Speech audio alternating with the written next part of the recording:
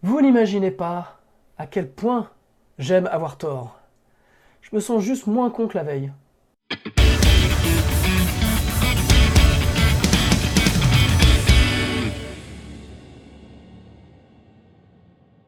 Salut à toutes et tous, c'est Jaf. Aujourd'hui dans Bibi Blabla, on va voir une nouvelle collection de plugins, la collection Need de chez NoiseH. Alors, avant de commencer, bien entendu, je vous invite à vous abonner à ma chaîne YouTube, à cliquer sur la petite cloche par-ci ou par-là pour être averti des prochaines vidéos. Et puis vous pouvez aller faire un tour dans le descriptif où vous avez tout un tas de e-books gratuits à télécharger. C'est formidable les amis. Et des formations qui ne sont pas gratuites pour le coup, mais des formations sur Cubase, sur les EQ, sur tout ça. Donc je vous laisse aller faire un tour. Aujourd'hui, ce qui nous intéresse, c'est la collection de chez NoiseH. Donc nouvel éditeur un petit peu dans la place. Enfin, je crois qu'ils ne sont pas vraiment nouveaux, mais là, ils viennent en tout cas de sortir cette collection. En tout cas, moi, je l'ai remarqué il n'y a pas très longtemps. Et cette collection reprend l'ensemble des EQ Neve. Alors, tout le monde connaît les EQ Neve. On n'a pas tous eu la chance de jouer avec des vraies tranches Neve. Mais il y a pléthore et pléthore de plugins Neve. Alors pourquoi en termes d'introduction je vous disais que j'aimais avoir tort? C'est parce que voilà, ça fait pratiquement 15 ans que je fais du home studio et du studio. Et en fait, je n'avais jamais aimé de plugin Neve. Alors j'avais testé ceux de Universal Audio, j'avais testé ceux de Wave, j'avais testé récemment la nouvelle EQ Neve de chez Kit Plugin, qui est une EQ qui a été modélisée au studio Blackbird, donc aux États-Unis, un des studios les plus mythiques qui existent. Donc j'avais testé ce plugin-là, pas emballé. Bref, tout ça pour vous dire que je pensais que je n'aimais pas juste le son Neve. Voilà, je ne trouvais pas fantastique. En tout cas, je n'arrivais pas à travailler avec. Ça ne m'apportait rien, ou alors je ne savais pas les maîtriser. Bref, j'avais essayé un petit peu tout, et donc je m'étais rangé un petit peu dans cette idée-là. Voilà, je m'étais peut-être un peu persuadé que Neve, c'était pas pour moi. Alors, il n'y avait que la Lindell 80 de chez Plugin Alliance que j'avais à peu près bien aimé. Mais bon, voilà, c'est un plugin que j'ai. Donc, pour le coup, c'est une channel strip avec préamp, EQ, compresseur et get expander. Donc, j'avais trouvé pas mal. Pas ultra emballé, mais je sais que je l'avais payé pas très cher lors d'une promo. Donc, bon, je me disais que c'était pour moi la meilleure EQ Neve que j'avais trouvée et donc que je recommandais. Ça, c'était avant. Et puis, j'ai commencé à voir passer NoiseH, donc qui avait sorti des différentes EQ Neve. Donc c'est vrai que je me suis dit que c'était pas une fois de plus pour moi, mais, il y avait un truc quand même qui m'avait un petit peu interloqué, c'est que dans cette collection Neve que vous voyez là, donc là je suis sur leur site, vous aviez la NID 533, donc quelque part la RND 533. Donc ce qu'il faut savoir, c'est que Neve, Rupert Neve a monté les Neve dans les années, je vais dire une connerie là, je le sens, dans les années 50, 50-60. Et puis après, il a bossé pour Focusrite, il a bossé pour AMEC. Voilà, quand il a revendu Neve, je crois au début des années 70. Et ensuite, il a monté Rupert Neve Design, donc RND. Alors, voilà, c'est la magie du montage vidéo, les amis. C'est-à-dire que là, je me suis connecté sur le site Rupert Neve Design. Et en fait, il y a une partie history sur la compagnie qui est très bien. Donc, je vous laisse aller jeter un oeil si vous voulez vraiment voir ce qu'a fait ce monsieur. Donc, quand même fait le son de la musique contemporaine et du rock'n'roll. Donc voilà, vous avez un petit peu tout son parcours de ce qu'il a fait. Donc vous voyez, en 75, il a vendu, voilà, donc c'est bien ce qui me semblait, la société Neve et a formé ARN Consultant. Ensuite, il a bossé, vous voyez, en 85 pour Focusrite, où il a créé vraiment ces consoles-là qui sont mythiques. Ensuite, on va aller continuer et je crois que en 84, en 94, pardon, il a monté, ou en 2005, voilà, en 2005, il a monté Rupert Neve Design. Alors, c'est la RND 533 est une EQ, comme beaucoup de choses chez Rupert Neve Design, très précis, très moderne. Donc il y a très peu de modélisation en plugin de ça. Je crois que Steinberg en a sorti deux, une EQ et un compresseur, mais qui sont pas super faciles d'accès. Donc voilà. Et donc moi c'est ça qui m'a mis la puce à l'oreille. Donc je vais retourner sur NID. Voilà, c'était de me dire, ah bah tiens, la NID 533, la RND 533, peut-être que c'est quelque chose qui va me plaire, parce que je n'aime pas le son NIV, voilà, donc c'était statué.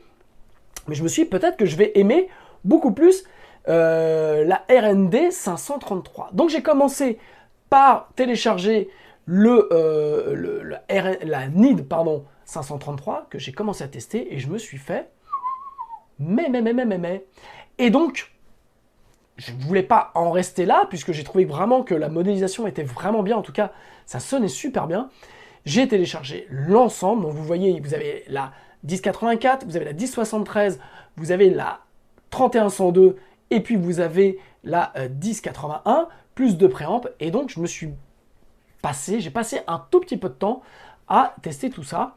Et donc on va ensemble regarder un petit peu ce que j'ai fait. Je vais vous expliquer les plugins, pourquoi en plus ils sont très bien pensés et surtout comment ils sonnent. Alors on va se mettre sur une batterie. Donc on va partir sur la batterie de mon prochain titre qui s'appelle Traveling.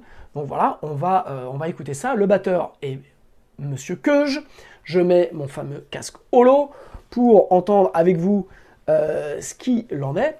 Alors, vous voyez, donc là, on a la 1073, on a la 3102, et puis on a ici la 1081, on a ici la 1084 et la 533. Ce qui est super intéressant dans la conception qu'a eu Noise pardon, de ça, c'est d'avoir vraiment été chercher un son ultra analogique, donc c'est ça qui m'a surpris. Moi sincèrement, celle de Universal Audio, je les trouve pas belles puisqu'elles sont assez brillantes et pour moi le son Nive au final c'était devenu ça, assez brillant, un peu comme celle, j'ai oublié de parler, qu'il y a dans le Virtual Mix Track de Slate, qui est pas mal mais assez brillant, et en fait je n'aimais pas le son lui-même. Voilà, donc ça, vous savez, pour ceux qui me suivent, que je suis assez fan de la SSL 4000E de chez Brainworks, que j'utilise un peu partout. Et c'est vrai que voilà, je trouvais pas mon compte avec tous ces plugins Nive. Donc, j'avais abandonné. Et là, ce qui est très intéressant, c'est que ils ont pris le meilleur son de Nive. Ils ont vraiment, vous avez une partie préamp qui est intégrée au plugin. Donc ça, c'est vraiment important. Et puis, vous avez plein de caractéristiques ultra modernes, tout en ayant un son ultra vintage. Alors, on va commencer par la NID 81, pardon, qui est là. Donc, vous avez un préamp, vous avez un pad à moins 20 dB, vous avez un drive supplémentaire, vous avez un hors phase, puis vous avez la possibilité d'activer ou pas les filtres qui sont là et les EQ. Ok. Ce qui est intéressant, c'est que hormis, je crois dans les Nive, il n'y a que la 1081 qui a un double section mid, donc en réglage. Sinon, les autres ont un high shelf, low shelf et une section mid. Mais par exemple, si je prends la 1073 qui est ici, vous voyez, la 1073, eh bien, vous avez une double séquence, en tout cas sur le mid. Donc ça, c'est super intéressant. C'est-à-dire qu'ils ont vraiment été chercher ça. Idem sur la 533, vous avez deux séquences mid. Donc sincèrement, c'est vraiment ce qui permet de faire, enfin moi je trouve, des bons réglages.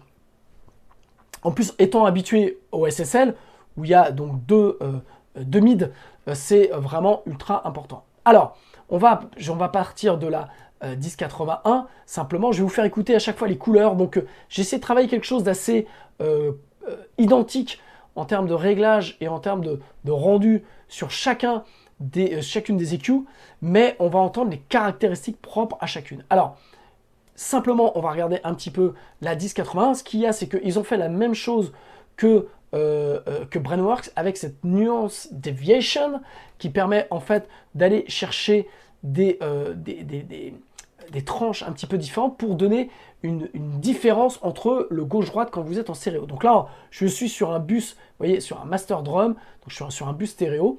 Donc ça, c'est super important. Vous avez une fonction analogue, vous allez voir, qui va redonner un petit peu, je dirais, de mojo à tout ça. Donc on a le double EQ mid là, et puis vous avez une matrice mid-side qui est disponible sur chacune des EQ, et sincèrement, ça c'est juste grandiose. Alors, vous voyez, c'est pas évident à comprendre au début, en tout cas pour moi, j'ai eu un peu de mal, mais bon, c'est peut-être pas étonnant. L'idée c'est que voyez, vous avez le mode et vous avez la view. Donc par exemple, si vous êtes en mode, vous mettez en mid-side, et là vous avez donc ici la partie gauche et médium, et si vous faites ça, hop, vous avez la partie side. Donc vous voyez, en fait, là je passe en mid-side, et puis vous avez la view qui vous permet, alors il faut délinker bien entendu, donc là on va dire que je suis sur le mid, donc on va dire que je fais un réglage à 56 et je rajoute 6 dB, et après quand je passe sur le side, et bien à ce moment-là, j'ai un autre réglage. On va dire, on va le mettre là, et puis on va en mettre moins ça. Et puis vous voyez, donc vous avez, en fait, c'est comme ça que vous appelez votre, par rapport à votre matrice, le côté gauche, le côté droit. Ou alors vous pouvez avoir deux fonctions sur le LR aussi, ce qui est super bien. C'est-à-dire que vous pouvez faire la même chose, mais en mode gauche-droite. Donc, ça, c'est super bien pensé, c'est assez puissant. Et puis, vous avez forcément, vous pouvez linker.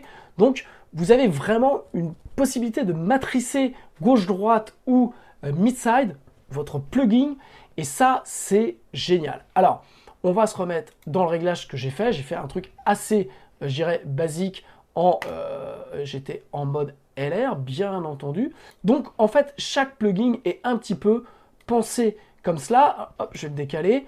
Vous voyez là la 1073, donc c'est le même principe, vous avez un bouton analogue ou pas enclenché, la view qui vous permet de passer d'un côté ou d'un mid-side à l'autre, et toujours le MS avec un préamp, le pré vous pouvez enclencher ou pas, le pad à moins 20 dB, et vous avez une fonction drive qui ne réagit pas du tout de la même manière en fonction du plugin, en fonction de la nature de l'EQ faite. Donc ça c'est assez intéressant. La 1084 pareil, le double mid là, le préamp, enfin voilà, donc ça c'est le petit truc qui est, je dirais, génial, c'est que vous avez un mode mid-side, un mode gauche-droite, vous avez la possibilité en plus d'avoir une nuance deviation, donc pour avoir encore plus de réalisme, et puis ne pas oublier aussi, ce qui est vraiment bien, vous avez ici sur chaque plugin en bas, un in et out, donc qui vous permet de trimmer vraiment votre entrée ou pas, en fonction de ce que vous voulez faire aussi. Vous avez un gain, mais vous allez pouvoir quelque part jouer sur le gain staging que vous voulez en sortie, notamment en sortie, voire même en entrée.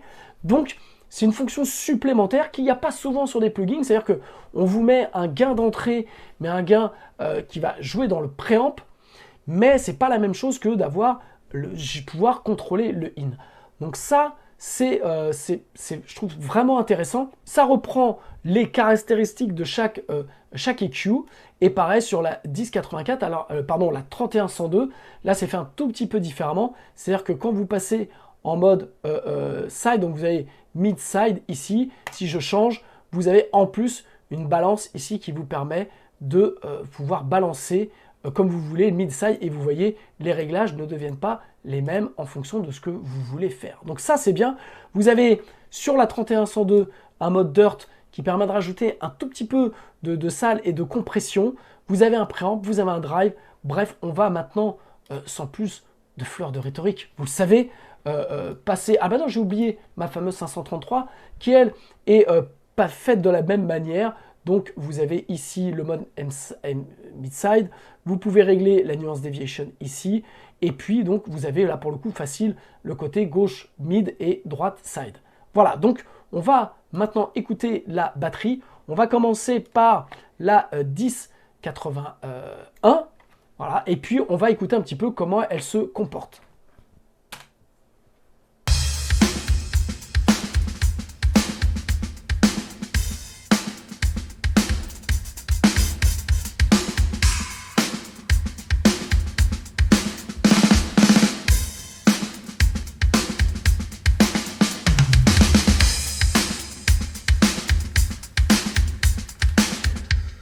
voyez, même à 10K, quand je rajoute là 4 dB, donc vraiment sur une île, ça commence à faire, on entend vraiment que ça ouvre fort, mais ce qui m'a surpris, c'est que ça ne scintille pas. Voilà, on n'a pas cet effet, je trouve qu'on a souvent, notamment avec l'Universal Audio, voire les Waves, on a un effet qui est très pshh, comme ça, et là en fait, je trouve qu'on garde vraiment un aspect analogique.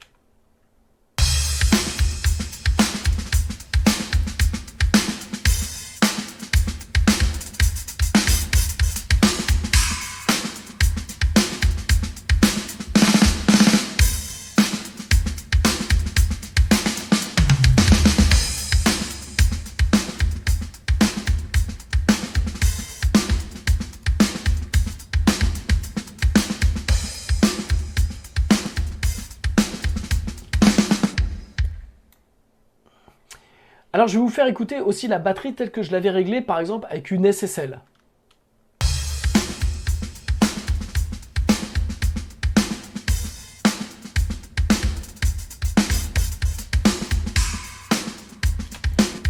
Et là c'est le son avec la 1081.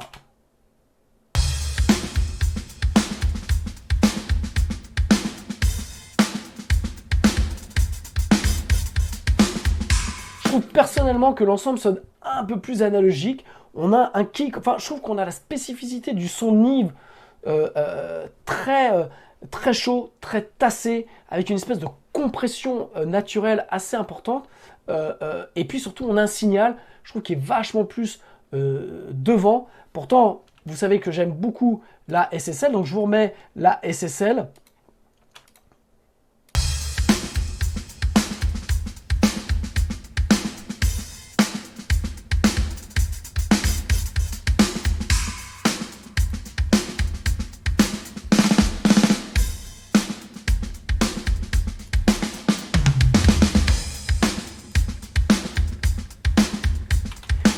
Je trouve que sur la caisse claire craque très légèrement. Voilà, je trouve que voilà, l'ensemble se met vraiment à réagir. Et je trouve que pour le coup, les préampes, je vais vous montrer avec et sans le préamp.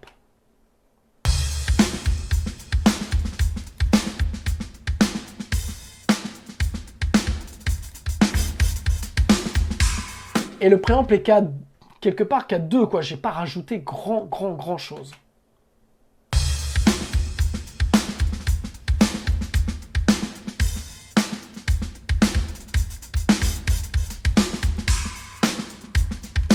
Alors, quand je rajoute le drive, on sent que forcément ça compresse naturellement le son, puisque en fait ça drive, donc ça vient compresser. Et en fait, moi c'est pas ce que je recherche sur ce type de batterie où je cherche à avoir de l'air. Et là en fait on perd un peu l'air sur la batterie. Écoutez bien.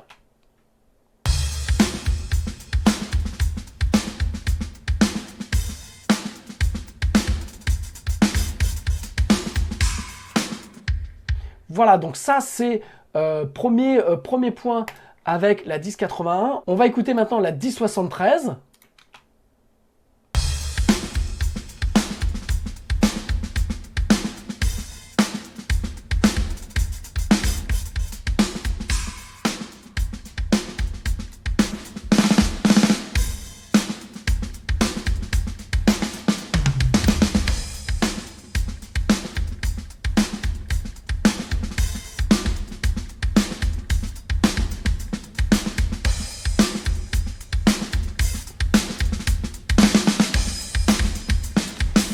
Vous avez vu quand j'ouvre le haut, donc normalement le haut sur une 1073, je crois qu'il est aux alentours de 10 kg.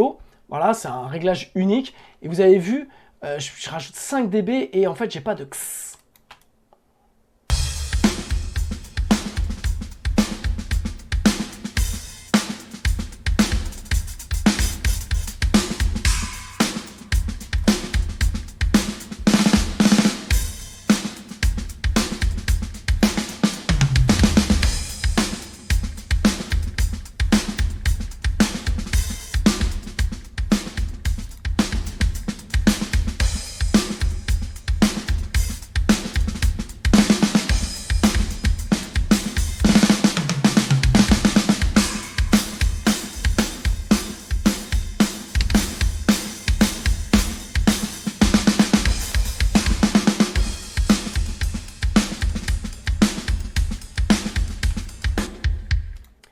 remets passage de la 1073 à la 1080 pour que vous entendiez bien la différence. Je vais essayer d'avoir un bon level match.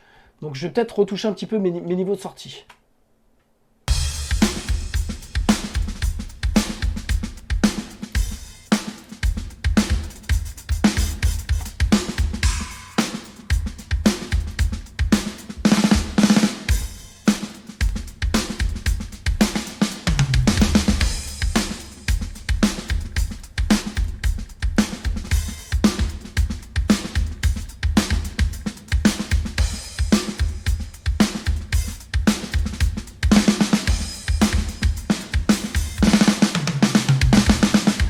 En fait, ce que j'aime, là où j'étais ultra surpris, c'est que il n'y a pas un moment où ce que vous faites n'est pas musical. Et ça, c'est ultra important et c'est la force de l'analogique, je dirais, c'est que normalement, je vous dirais, vous ne pouvez pas vous tromper.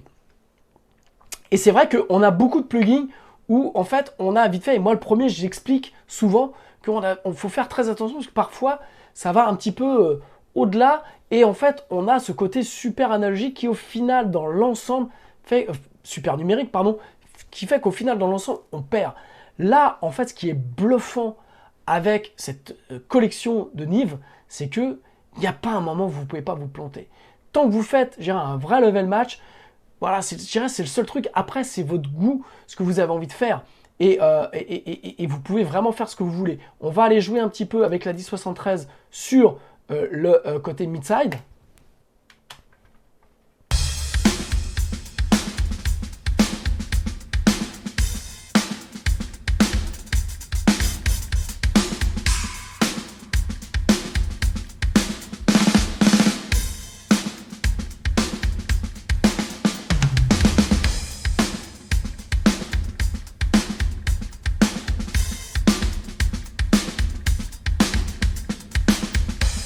Alors, vous voyez là, le truc, c'est que j'ai oublié de délinker, donc forcément, j'ai fait la même chose sur le middle side. Mais bon, là, je m'en suis rendu compte, donc j'ai délinké, et là, je vais pouvoir aller refaire ce que je voulais.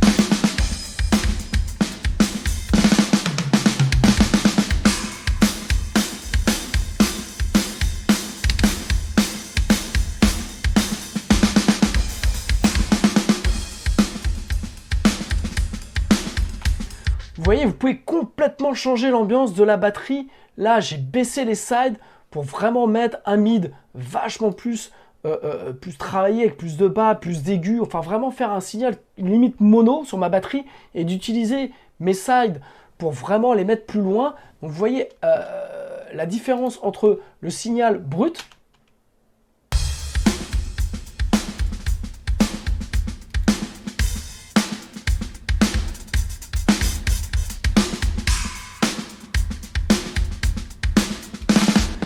Ça, c'est ultra important, notamment pour un truc comme une batterie, où vous avez cette matrice mid-side qui vous permet vraiment de changer les perspectives. C'est juste incroyable. Et vous voyez, même en mettant beaucoup sur le mid, et puis on va passer sur le side, où j'en ai mis pour le coup un tout petit peu moins. On va peut-être mettre là sur le side, on va le mettre ici. Et puis, on va continuer un petit peu.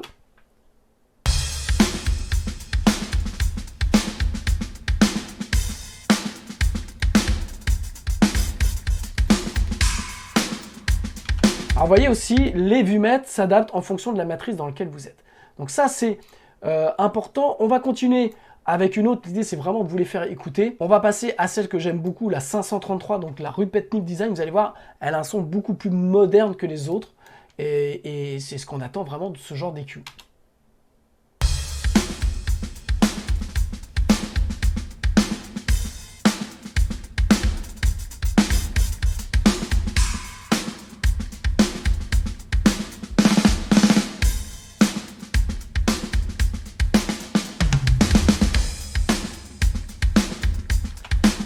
Regardez, je fais pas grand chose. Vous voyez les réglages, là sur le mid, j'ai 0,75. Là, j'ai 0,80 dans le bas. J'ai 0,85 dans le haut. J'ai 0,65. Enfin, vraiment, je fais pas grand chose. Mais vous voyez d'un seul coup comment le kick snare repasse devant, comment le kick fait vraiment est super beau et où ça fait ressortir la pièce. Je vous mets avec et sans.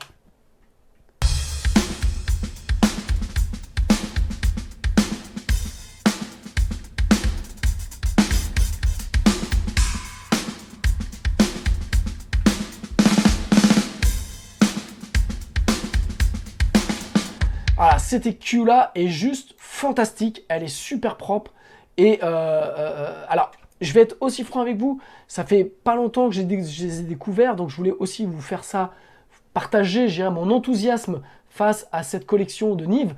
Donc je ne les ai pas encore testés dans tout un tas de trucs. Ce qui est clair, c'est que je suis en train de mixer un titre, mon nouveau titre Traveling, et que j'ai dégagé des trucs que j'avais pour pouvoir remplacer par certaines choses par cette collection de Nive, notamment sur la batterie, aussi sur certaines guitares, parce qu'on a un grain, on a des préamps, on a quelque chose de vraiment bien.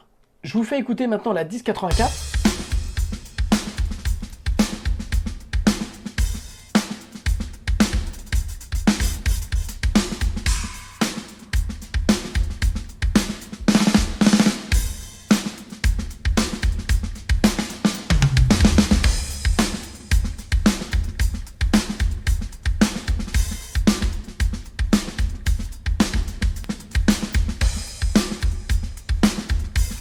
Donc toujours même principe, vous avez le MS là, vous avez le view qui vous permet de changer ici mid-side gauche-droite, et puis n'oubliez pas de délinker ici, voilà, pour pouvoir passer de l'une à l'autre sans avoir les mêmes réglages. Donc vous avez pareil les filtres ici qui sont accessibles là, et puis donc vous pouvez en plus filtrer, donc ça reste très niviche comme on dit, mais on a toujours cette possibilité d'avoir cette matrice, et ça c'est le gros plus.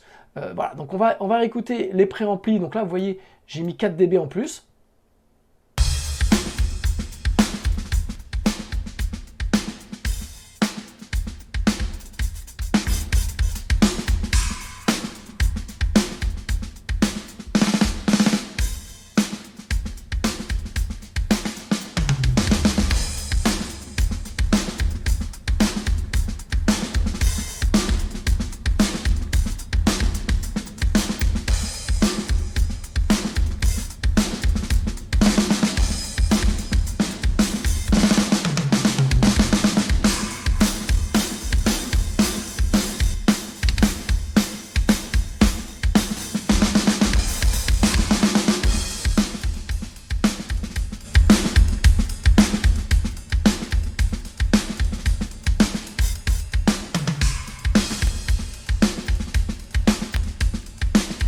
Vraiment, c'est ça qui est incroyable. C'est-à-dire que, comme je vous le disais, moi, ça fait une semaine que je joue avec. Donc, j'ai pas encore tout enregistré, les subtilités entre la 84, la 81. Alors, la 31-102, vous allez voir, on va passer à la 31-102.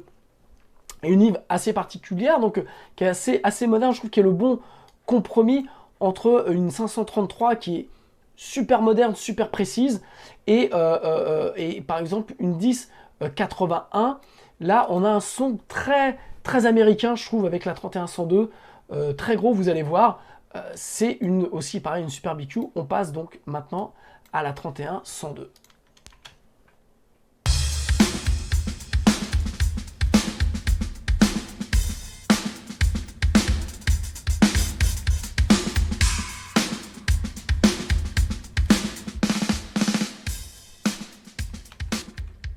Donc vous avez ici, vous voyez, vous avez le trim input qui est là, contrairement à, on l'a pas en bas comme sur les autres. Par contre, je suis en train de chercher le out, et ben je sais pas où est le out, mais quelque part, on s'en fiche. Donc vous voyez là, en fait, j'ai joué sur le truc, parce qu'en fait, quand on le met à 0, ça rentre très fort.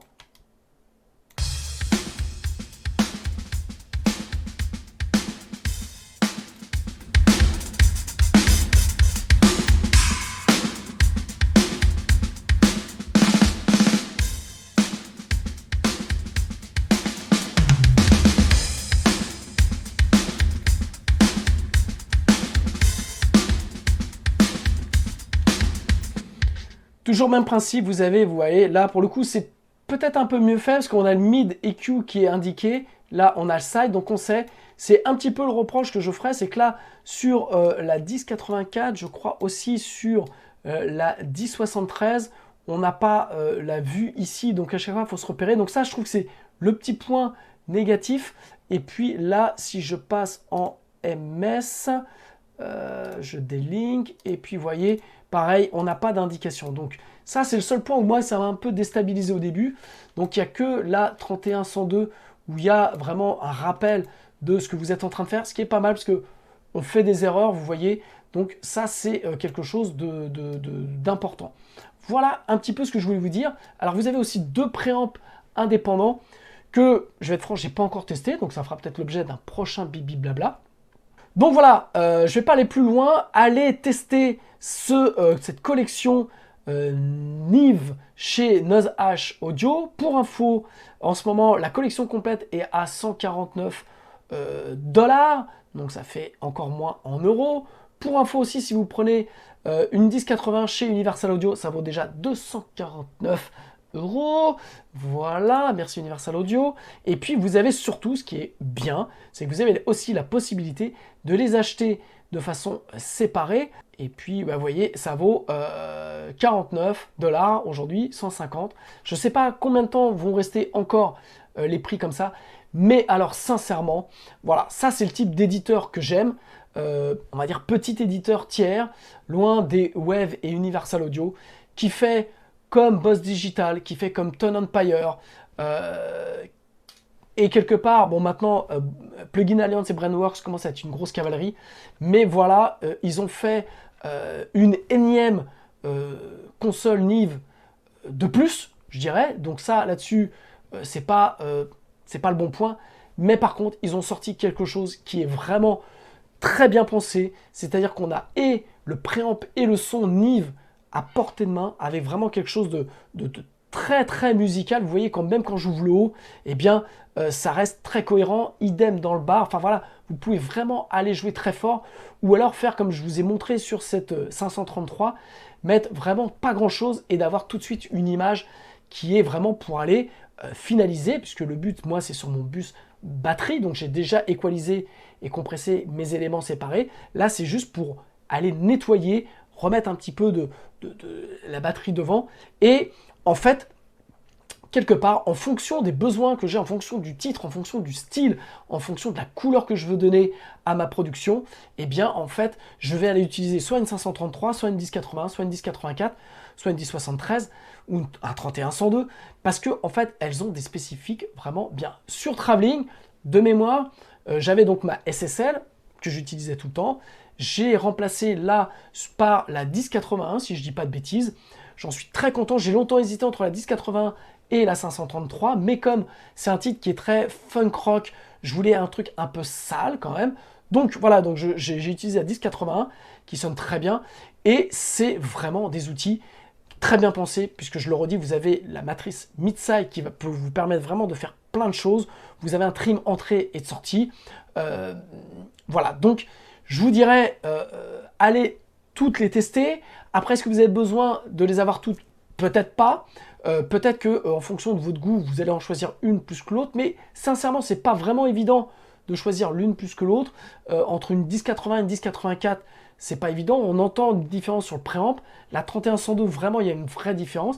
Au final, celle que j'aime peut-être le moins aimer, c'est la 1073. Mais bon, voilà, c'est pas parce qu'elle n'est pas bien faite, c'est parce que le son m'a moins bien plu et que les baffes m'ont plus été mis par la 1080 et la 533. Voilà, allez faire un tour, j'attends vos commentaires, j'attends votre retour, vous, sur vos essais. Donc je vais continuer à les tester sur des guitares. Donc j'ai commencé à faire des tests sur les guitares. Voilà, là je voulais vraiment vous les montrer, vous donner quelques exemples. Voilà, ce Bibi Blabla va être encore une fois assez long, mais j'avais plein de choses à dire. Et puis je suis aussi un peu chez moi et je fais un peu ce que je veux. Voilà, je vous embrasse, je vous souhaite une bonne semaine. Et puis, à très bientôt, j'attends vos retours sur les Noise H Need. Alors, ils ont aussi, bon, je vais juste rapidement, ils ont aussi un PlugTech que j'ai commencé à essayer, que j'ai comparé avec celui que j'ai d'Universal Audio, et il met la misère à Universal Audio. je vous ferai, je pense, un bibi blabla rien que sur le Pultec, parce que c'est pareil. J'ai toujours trouvé les Pultec en plugin que ce n'est pas très bien. En tout cas, ramener beaucoup de saturation, beaucoup de distorsion, mais pas de corps. Et là, celui-ci, c'est tout l'inverse. Il ramène du corps et vous pouvez ouvrir vraiment le haut. Donc, allez faire un tour chez Noise H. Je pense que vous allez trouver votre bonheur. En plus, pour des prix intéressants par rapport aux autres éditeurs. Je vous embrasse. Bonne semaine.